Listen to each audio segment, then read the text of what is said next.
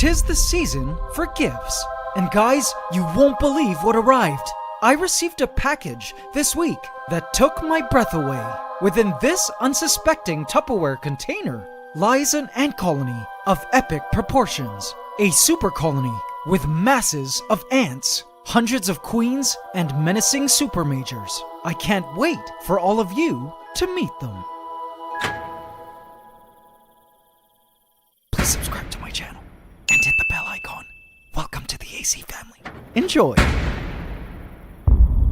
So before I open this and show you the ants inside, let me give you the lowdown as to how this package got to me. A good friend of mine was chopping up some bamboo, and within the pieces, he found a huge ant colony with tons of brood, workers, and queens. He told me he managed to collect the colony and keep them in a rice sack before transferring them to this orange container. Now, when I opened the container, not only did I freak out at what I saw, but I also instantly knew what plans I had for this colony. Stay tuned until the end for that, because I'd also like to know your opinions to help determine the fate of this ant colony. So as you can see, some of the ants are already kinda escaping. By looking at the ants, can you ant enthusiasts guess the species? Just a clue. We already have a similar species in our ant room. Alright, let's open her up and have a peek inside. AC family, behold our brand new colony of Phaedoli ants, also known as big-headed ants. Now, for those of you who've been following this channel for a while, you know that we already own a colony of big-headed ants, living on a floating island open concept bonsai ant farm called Avista. But this colony is a different species, and much, much, much larger, as you can already probably tell.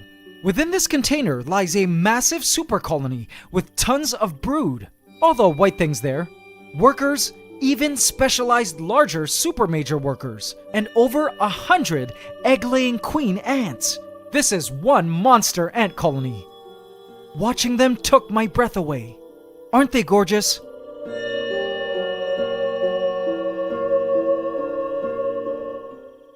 Okay, so let me show you around. Let's take a look at the workers. Here you will notice that the workers of this colony come in different sizes. This trait is called polymorphism, where you have smaller workers and some really big workers with large heads and massive mandibles. These larger workers are the jaw force of the colony and specialize in defense and cutting things open. Check out these super majors here that are grayish and orange in color.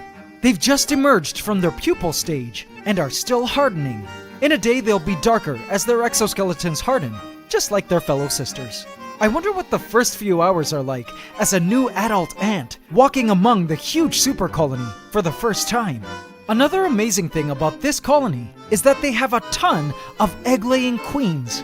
Not all ant species allow more than one queen in a colony, but this species does, and it's a trait called polygyny, where lots of new pregnant queen ants come together after mating and start cooperatively founding a super colony together. Check out this royal sorority of queens gathering here. Being able to have many queens in a colony is advantageous in the ant world because it means you can grow your ant army to a powerful size quicker, thus increasing your chances of survival and success in the wild. And I mean, take a look at all the brood just laying around. The 100 or more queen ants of this Phaedoli super colony clearly have been busy. But before we go on, I've got to do a few things to help this colony out. Now, a lot of you ant keepers out there end up with colonies in the same way as this colony ended up here. You or someone you know is out chopping wood, and before you know it, you've unknowingly broke open an ant nest. I know a lot of people accidentally end up with a starter campanatus colony, aka carpenter ants, in this way.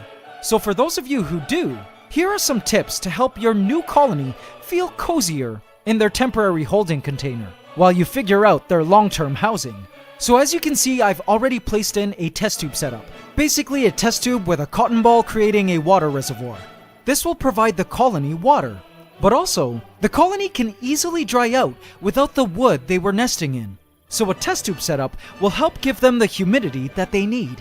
Also, if you're using an AC test tube, I suggest using this, one of our AC test tube adapters, the one with the little hole, to help further make the inside humid and the inside air more still. I placed the AC test tube adapter onto the end of the test tube. Also, if the colony is huge like this, you'll need several test tube setups to accommodate the ants and all their brood. But lucky for us, I have this huge test tube here. I've created their water reservoir here, and on the end, I stuffed some cotton and fixated a small connector tube so they could enter the test tube and relax in the massive humid space inside. I carefully placed the test tube into the container. The ants were all over it. Look at them all going crazy over the strange giant glass receptacle that was just placed into their space. Now, another thing I needed to do was make sure the ants could easily reach the openings of the test tubes. So I moved the smaller test tube up against this wooden piece. There, now they could get in easier.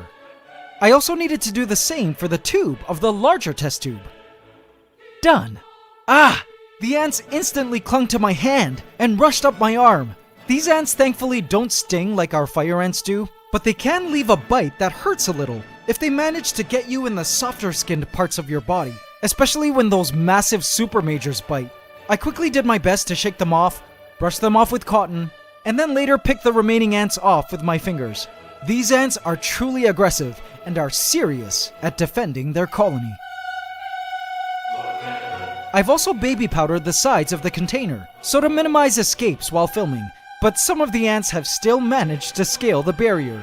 These ants are true athletes. It wasn't long before the ants began moving the colony into the tubes. Look at the commotion at the test tube adapter. The ants have all made the collective decision to start the mass move of the colony into the test tubes. As the colony began moving into the tubes, I stared for a very long time at the colony. In a trance, I watched the ants moving their brood into the test tubes.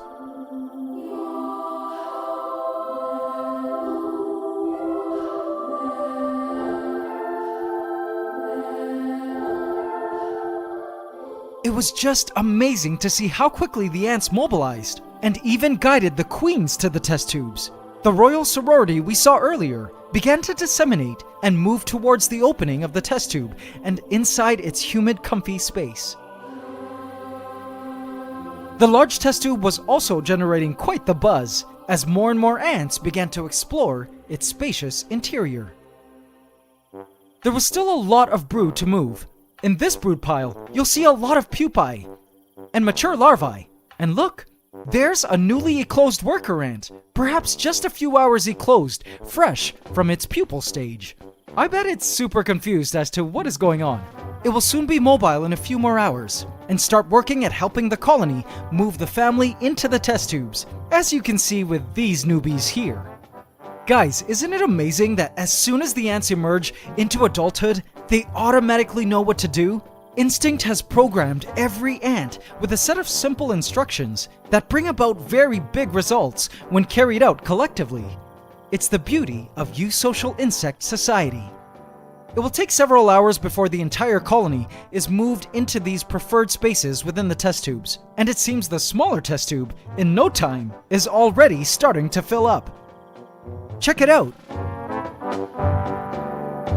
I see eggs there, and even a queen! Wow, they're like sardines! But the ants are still busy moving in regardless. Ants like it tight. Now all of this movement and carrying of the brood into the test tubes requires a lot of energy. So I decided to help give the ants that boost by placing in some sweet jelly. A few videos back when I filmed at our future ant house, which by the way I'll be talking more about in a bit, I noticed the local Phaedoli colony in the yard loved the sweet jelly we gave them. Turns out, the ants didn't seem to take to the jelly right away, which probably meant the ants were hyper-focused right now, on the move. I decided to also place in this freshly crushed young roach to give them some protein, to make sure all the larvae are fed, and queens constantly egg-laying. This the ants seized immediately. The workers and even super majors came to grab the roach from all ends. By now, masses of ants had already begun to fill our larger test tube, as more and more ants began the great move into their new temporary nests. let's close them up for now and allow them to move in peace and discuss our plans for this new super colony of Pheidoli ants. So some of you AC family have probably been asking, okay Ants Canada, what are you going to do with 2 Pheidoli colonies? Well, I decided to take this colony in for a very important reason. And I want to know what you guys think of this. Hear me out. So in a past video, we performed an experiment to see what ants lived around our future ant house, currently being built out in the countryside. We wanted to see what sort of awesome and exotic ants we would be living with. We saw some incredible weaver ants living in a nearby tree, which was great. But we also saw a lot of invasive ant activity, which was a bit of a concern. Many invasive ants like ghost ants, black crazy ants, and pharaoh ants can drive native ants out of an area, which is not so good for an ecosystem.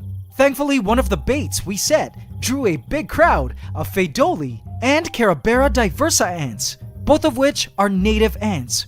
It gave us hope that the native ants of the area were indeed present and fighting against invasive enemy ant lines. And so going back to this colony, I figured, hey, why don't I hold on to this super colony of Pheidoli ants and release them onto an occupied spot near some bamboo somewhere around our future ant house? That way, we could help strengthen the population of native Pheidoli ants and hopefully help the native ant population push invasive ant populations back. I even saw several queen elates in this super colony. See the queen with wings? Which means they're in the process of producing reproductives now, the seeds to future Pheidoli super colonies. So what do you think, guys? Should we do this? Now the main thing I want to ask you guys now is, how long should we keep this colony? I should be heading back to the ant house next week, and I can possibly release them. Or if you guys wish, we can hold on to this colony for a bit, grow them even bigger, then release them. Or maybe we can just keep them for years and release the elates when they start having a nuptial flight.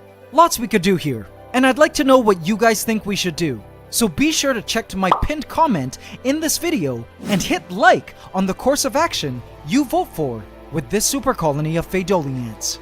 If you guys do vote we keep them, be sure to also leave a suggestion as to what you think their setup should be. A terrarium? An ant farm setup? Maybe another floating island like the bobbleheads? And of course, if we do keep them, this super colony will need a name. So be sure to leave your name suggestions in the comments, and the AC Senate and I will choose from our top 5 favorites for all of us to vote on in a future video. I opened the container the next day, and this is what I saw. The great majority of ants had moved into the test tubes. There were still piles of brood left to move, but I knew it wouldn't be long before the entire colony had moved in. I can't wait for this colony to fulfill a greater ecological purpose, and their fate lies in your hands. I'll do my best to grow this colony as big as I can, but for now, these ants are beloved newcomers to our Antiverse as they join our ever-changing collection of ant kingdoms. Thank you all for watching and for supporting the ants. It's Ant Love forever.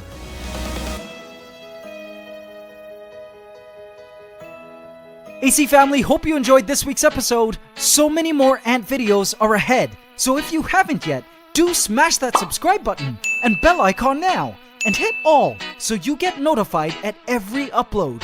Also, don't forget to hit the like button every single time, including now. It would really mean a lot to me, guys. Thank you. AC in our colony, I have left a hidden cookie for you here if you would like to watch extended play footage of this Pheidoli ant super colony. Go check them out. And guys, it's that time of the year again. We just launched our biggest ant promo yet, the AC Holiday Sale 2020, where you get 20% off our AC Ant Tower Small and AC Hybrid Nest Mini over at our shop at antscanada.com. And on top of that, if you use the promo code AntLoveForever2020, you get our Ultimate Ant Keeping Handbook ebook, complete with care guides on specific commonly kept ant species, totally free, which you can add to your cart before checking out. Our easy-to-use ant farms, which you see me use in my videos, make an awesome holiday gift for anyone who loves ants. We ship worldwide and also offer full email support if you need our help.